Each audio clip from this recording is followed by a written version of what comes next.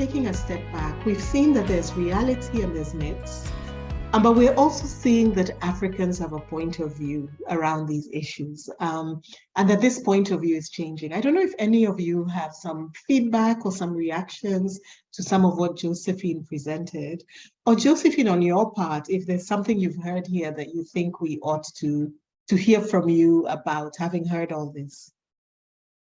So there's actually something that I'd love to, am I unmuted?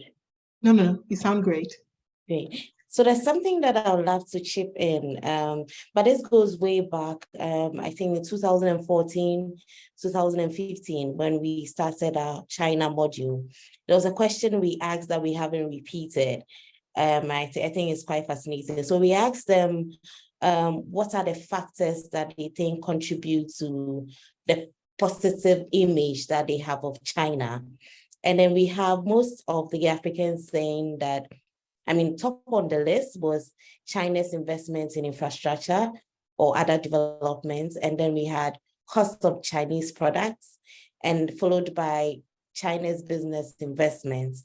And then we had other things like China's support for the country in international affairs, and then non-interference in the internal affairs of the other countries, of the African countries. And so there was a question someone asked about the best way to, I think, in terms of relating to China and the other international superpowers, what's the best way to go about it? I think it's good to look at some of these factors, and that's if you really want to score good points, then these are the things that, according to Africans, contribute to the positive image that they have about either the US or China or other European former colonial powers.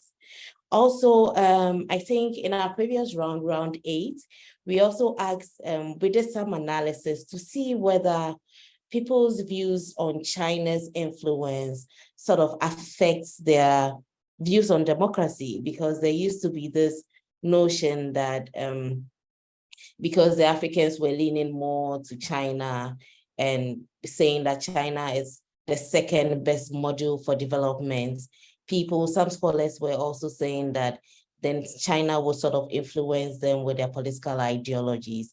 But our analysis showed otherwise, because even though a lot of people, they look up to China when it comes to economic and political influence, they still sort of stick to their democratic aspirations and ideologies. So it doesn't really affect Africans and views on democracy and other issues.